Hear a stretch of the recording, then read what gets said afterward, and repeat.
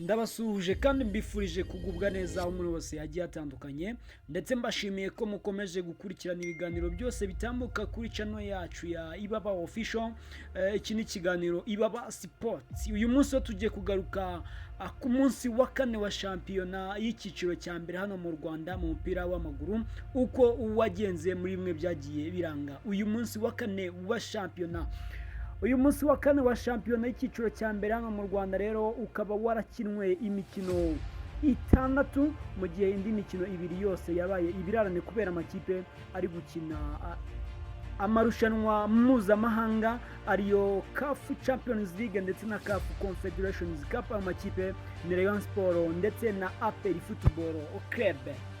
Iyo mikino itandatu yakinwe rero ikaba ari iyi: ikipe ya Gasogi United yari yakira ikipe ya Kiyovu Sport, umukino waje kurangira banganya igitego 1-1.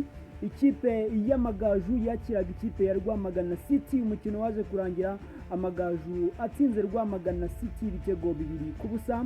Mukura nayo ikaba yari yakiriye ikipe ya Etoile de l'Est, umukino warangiye ikipe ya Mukura itsinzwe na Etoile de l'Est ibitego 3-0. Ni mu gihe kandi ikipe ya Sunrise yakinaga n'ikipe ya Bugesera, umukino warangiye Sunrise itsinze Bugesera igitego 1-0. Ndetse kandi ikipe ya Etincelle yakinaga n'ikipe ya Polisi iza kurangira Etincelle itsinze ikipe ya Polisi igitego 1-0. Mu gihe umukino wahuje ikipe ya Gorilla n'ikipe ya AS Kigali, umukino waje kurangira ikipe zombi zinganyije ubusa ku busa.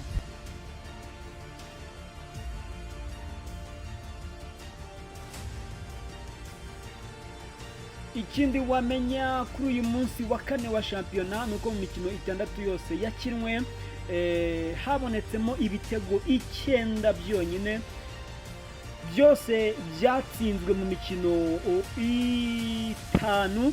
Ni mu gihe umukino utarontsemo igitego na kimwe ari umukino wahuje ikipe ya AS Kigali ndetse n'ikipe ya Gorilla FC. Ni mu gihe kandi umukino wabonetsemo ibitego byinshi ari umukino wahuje ikipe ya Etoile de l'Est n'ikipe ya Mukura Victory Sport, waje kurangira ikipe ya Etoile de l'Est itsinze Mukura Victory Sport ibitego 3 byose ku busa, ari naho umukino wabonetsemo ibitego byinshi. Ikindi wamenya nuko uyu munsi wa kane wa shampiyona usize ikipe ya Gorilla ariyo kipe yonyine itaratsindwa umukino n'umwe, kandi ikaba itaratsinda umukino n'umwe kubera ko imikino yayo yose yakinnye yayinganyije, ni ukuvuga imikino 4. Mu gihe ikipe ya Musanze ndetse n'ikipe ya APR Football Club nizo kipe zitaratsindwa cyangwa ngo zinganye umukino n'umwe, imikino zakinnye zarayitsinze, ariko kandi iya makipe yombi akaba afitanye umukino w'ikirarane.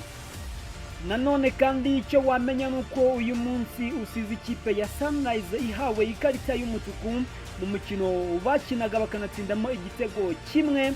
Iyi karita ikaba yareretswe Habamahoro Vincent ku minota 81, ariko ntabwo byabujije iyi kipe gutsinda igacyura amanota 3. Ubwo ikindi wamenya nuko uyu munsi wa kane wa shampiyona usize ikipe ya Etoile de l'Est ariyo kipe imaze gutsindwa ibitego byinshi, ikaba imaze gutsindwa ibitego byose 6. Ni mu gihe kandi ikipe ya Musanze ariyo kipe imaze gutsinda ibitego byinshi, ikaba imaze gutsinda ibitego 7. Muri make umunsi wa kane wa shampiyona usize ikipe ya Musanze FC ariyo iyoboye urutonde rwa shampiyona rw'agateganyo n'amanota 9, ikaba izigamye ibitego 5. ni ukuvuga ngo imaze gutsinda ibitego 7, hanyuma itsindwa ibitego 2 gusa. Igakurikirwa n'ikipe y'Amagaju ku mwanya wa kabiri n'amanota 8, ikaba izigamye ibitego 4 gusa. Ikipe ya Musanze yo nubwo iri ku mwanya wa mbere ifite umukino w'ikirarane. Ni mu gihe ikipe ya Gasogi United ariyo iri ku mwanya wa gatatu, ikaba imaze gutsinda imikino 2, hanyuma itsindwa umukino 1, inganya umukino 1, ikaba ifite amanota 7 izigamye ibitego 2. Ni mu gihe ikipe ya APR FC iri ku mwanya wa 4 n'amanota 6 izigamye ibitego 2. ikaba ifite ibirarane byose bibiri. Ikipe ya Rayon Sport iza ku mwanya wa gatandatu n'amanota 5, izigamye igitego kimwe, yanganyije imikino ibiri, itsinda umukino umwe. Amakipe abiri ya nyuma rero ni ikipe ya Rwamagana iri ku mwanya wa nyuma, ikaba ifite umwenda w'ibitego 4, ifite amanota 2, yatsinzwe imikino 2, inganya imikino 2. Ku mwanya wa 15 hariho Etoile de l'Est n'amanota 3 n'umwenda w'ibitego 2, yatsinze umukino umwe, indi mikino 3 irayitsindwa. Ngayo nguko rero dutegereze umunsi wa 5 wa shampiyona, turebe nawo icyo uzadusigira. Uyu munsi rero ukazaba uteye mu buryo bukurikira: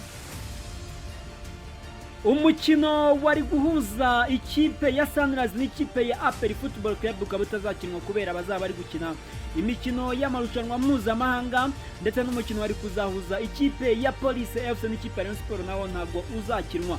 Hanyuma rero ku itariki 30 z'ukwezi kwa 9 iyi shampiyona, uyu munsi wa 5 wa shampiyona uzaba ugaruka.